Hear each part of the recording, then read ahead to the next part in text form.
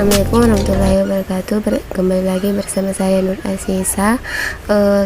Langsung saya akan memaparkan beberapa ide bisnis yang saya miliki. Yang pertama itu adalah es krim bayam, yang menjadi landasan dari ide bisnis es krim ini adalah kurangnya anak-anak yang menyukai sayuran, yang membuat anak-anak akan menyukai sayuran karena akan membantu orang tua untuk memberi asupan gizi untuk anaknya, karena es krim ini akan menjadi alternatif. Yang kedua adalah jual hijab dengan gaya yang tren. Ide ini dilandasi dari berkembangnya gaya berbusana wanita berjilbab yang semakin bervariasi dan model jilbabnya pun beragam. Yang ketiga adalah desain grafis. Bidang desain grafis saat ini begitu banyak diminati. Selain keahlian ini cukup menyenangkan untuk dijalani karena mampu menempuh kreativitas. Profesi satu ini menjanjikan penghasilan yang lumayan besar. Yang kedua adalah jahit pakaian atau konveksi. Peluang usaha jahit pakaian termasuk salah satu usaha yang tidak membutuhkan modal besar. Untuk awal usaha hanya bermodalkan mesin jahit serta bahan yang dibutuhkan. Seseorang yang memiliki keahlian menjahit telah bisa membuka usaha sendiri. Yang kelima adalah menjual tanaman hias. Pada masa sekarang banyak orang yang sangat mengagumi tanaman hias, maka dari itu ide bisnis tanaman hias ini bisa dilakukan. Yang keenam adalah bisnis clothing line. Bisnis clothing line ini mungkin terdengar sudah biasa dan sudah banyak juga yang menggelut bisnis ini, namun tidak ada salahnya jika ada kita mencoba untuk memulai bisnis ini, dikarenakan pakaian masih sangat dibutuhkan untuk memenuhi kebutuhan menutupi anggota badan, dan clothing line juga ini sangat digemari oleh penggemar fashion. Yang ketujuh adalah jasa menulis, yang mana jasa menulis ini sedang ramai diminati sejak pandemi COVID-19 pada tahun 2020. Perusahaan melakukan kolaborasi virtual dengan mengatur sistem kerja karyawannya. Yang ke-8 adalah fotografer. Bagi kita yang memiliki fashion di bidang fotografi, kita bisa membuka bisnis fotografi karena banyak yang membutuhkan jasa fotografi. Yang selanjutnya adalah jasa rias wajah. Bisnis jasa tata rias adalah salah satu jenis bisnis yang berkembang dengan pesat di zaman modern, hanya berbekal keterampilan untuk mempercantik seseorang dan menutupi kekurangan pada wajah atau anggota tubuh lainnya. Yang selanjutnya adalah membangun toko online, souvenir pernikahan, kostum, desain uang mahar, floris, bisnis minuman, usaha roti dan kue, sayuran dan bahan makanan siap masak, catering sehat. Selanjutnya adalah analisis makro dengan 10 ide bisnis yang saya telah tetapkan dengan memperhatikan aspek ekonomi, sosial, dan budaya. Yang adapun ide bisnis yang telah saya tetapkan adalah jahit pakaian, menjual tanaman hias, fotografer, jasa rias wajah, membangun toko online, souvenir pernikahan custom, desain uang mahar, floris, catering sehat, bisnis minuman. Dari ide bisnis di atas maka digunakan analisis makro dengan melihat beberapa aspek sebagai acuan, yaitu segmen demografis yang memperhatikan besar kecilnya populasi, dengan segmen waktu yang memperhatikan pertumbuhan ekonomi, yang mana suatu perekonomian dikatakan mengalami pertumbuhan atau kenaikan jika tingkat kegiatan ekonomi yang dicapai lebih tinggi dari waktu ke waktu dari sebelumnya. Yang kedua adalah pendapatan per kapita, kemudian tingkat inflasi.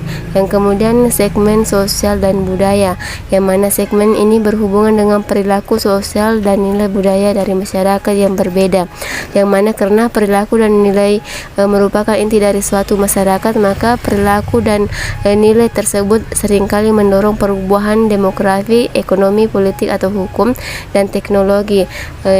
Jika perusahaan saya ditantang untuk menyadari arti perubahan perilaku dan budaya dalam masyarakat global, maka faktor sosial budaya yang dapat mempengaruhi bisnis kita adalah kepercayaan, nilai sikap, opini, dan gaya hidup orang di lingkungan eksternal bisnis kita yang berkembang dari pengaruh kultural, ekologi, demografi, agama, pendidikan, dan etnik. Jika sikap sosial berubah, maka berubahlah pula permintaan pada 10 ide bisnis di atas. Salah satu perubahan sosial yang paling menonjol ini adalah masuknya sejumlah besar kaum wanita ke dalam pasar tenaga kerja.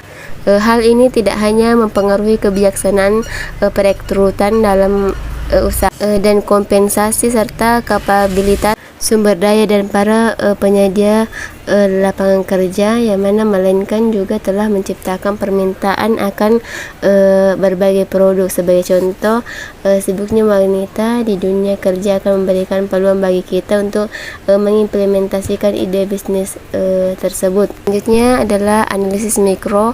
Pada 5 ide bisnis yang telah saya pilih adalah yang pertama, jahit pakaian, menjual tanaman hias, fotografer, jasa rias wajah, dan membangun toko online.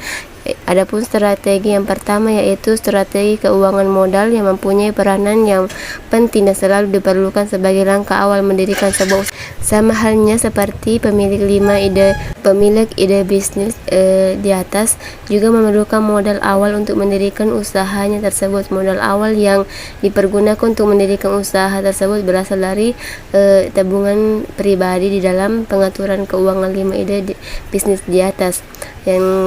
Strategi yang kedua adalah strategi produksi, merupakan suatu proses kegiatan yang menambah nilai guna suatu barang atau jasa, yang mana suatu perusahaan atau usaha yang berkembang dalam bisnis mempunyai tujuan umum, yaitu menciptakan produk dengan biaya yang efisien sesuai dengan kebutuhan dan menjual dengan harga yang sesuai dengan daya beli konsumennya.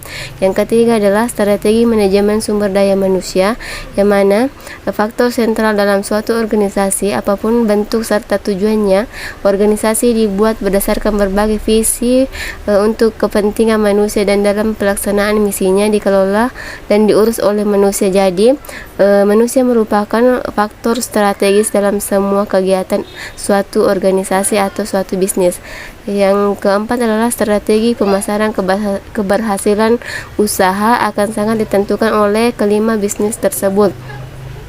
Untuk memasarkan usaha tersebut, terlebih di tengah persaingan bisnis yang semakin tinggi, maka kita sebagai pemilik dari kelima ide bisnis di atas perlu memikirkan cara-cara untuk mampu menarik pelanggan agar bersedia membeli produk yang ditawarkan. Selanjutnya adalah analisis SWOT dari 3 gagasan ide yang saya tetapkan, yaitu jahit pakaian, menjual tanaman hias, jasa rias wajah. Yang mana analisis SWOT ini, dalam analisis SWOT digunakan sebagai dasar untuk memberikan gambaran terhadap situasi perusahaan meliputi sumber daya internal, kekuatan dan kelemahan, dengan situasi eksternal, peluang dan ancaman. Dari hasil wawancara dengan para informan dapat diketahui strength atau kekuatan, kelemahan, peluang, dan ancaman pada kelima ide bisnis di atas. Adapun kekuatan dari ketiga ide bisnis di atas adalah kualitas produk yang bagus dengan mengutamakan model. Yang kedua adalah mengganti produk yang rusak dengan yang baru apabila ada yang cacat. Yang ketiga adalah modal awal yang digunakan untuk membuka usaha adalah dari tabungan pribadi. Yang keempat adalah adanya keakraban antara pemilik bisnis dengan karyawan sehingga karyawan memberikan tenaganya untuk bekerja secara maksimal. Yang berikutnya adalah letak tempat usaha yang strategis, itu di Provinsi Sulawesi Tenggara.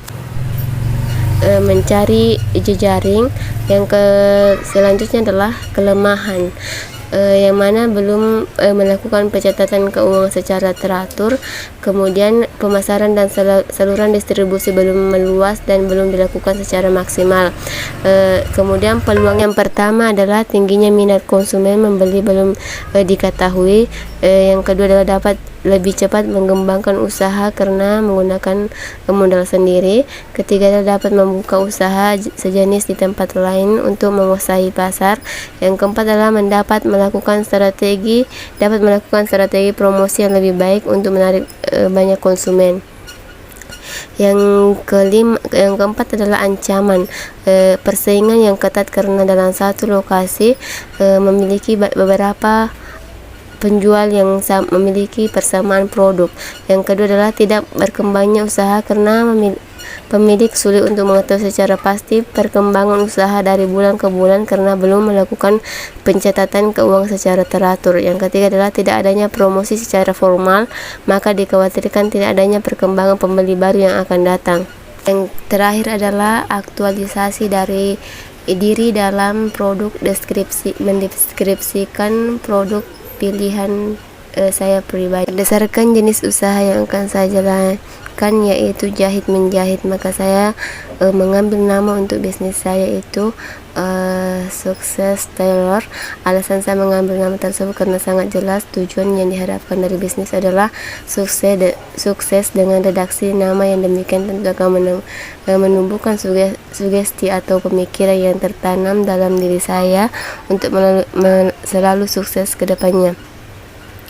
Yang mana dalam nama lain dari mesin jahit, karena usaha yang saya akan buka ini terbentuk dari konveksi yang nantinya akan menerima pemesanan pembuatan baju, seragam dan sebagainya. Maka saya seharusnya bisa menyediakan mesin jahit dengan jumlah beberapa atau bisa jadi puluhan, seperti yang sudah dijabarkan di awal bahwa konveksi yang akan saya bangun ini dapat menerima perbaikan-perbaikan pakaian rusak, mengecilkan pakaian atau memotong pakaian.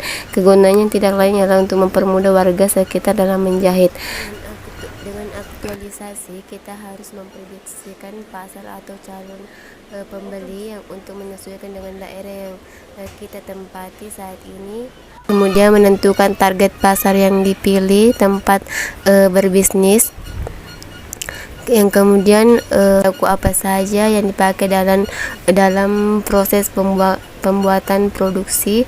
Yang ketiga adalah bahan utama produk, cara dan tempat memperoleh bahan baku untuk membuat suatu produk. Yang selanjutnya adalah bahan pendukung produk, kemudian cara memperoleh bahan pendukung, langkah-langkah melakukan produksi, peralatan yang dilakukan, kebutuhan tenaga kerja dan struktur organisasi, kemudian jumlah tenaga kerja, apa saja syarat yang ditentukan pada tenaga kerja, di mana letak tempat usaha konveksi tersebut agar memperoleh baik atau keuntungan yang diinginkan, dan kita bisa melakukan promosi untuk mendukung usaha konveksi pakaian tersebut. Yang paling penting adalah analisis keuangan, kemudian kebutuhan biaya dan keseluruhan daya seperti biaya variabel, bahan baku, bahan pendukung dan lain-lain. Kemudian kita bisa totalkan biaya variabel, yang mana biasanya berupa biaya tetap, sewa tempat, upah tenaga kerja, pembelian peralatan lainnya, total biaya tetap, dan total keseluruhannya. Yang terakhir adalah berapa pendapatan rata-rata per bulannya. Sekian dari saya, lebih dan kurangnya mohon dimaafkan ya. Wassalamualaikum warahmatullahi wabarakatuh.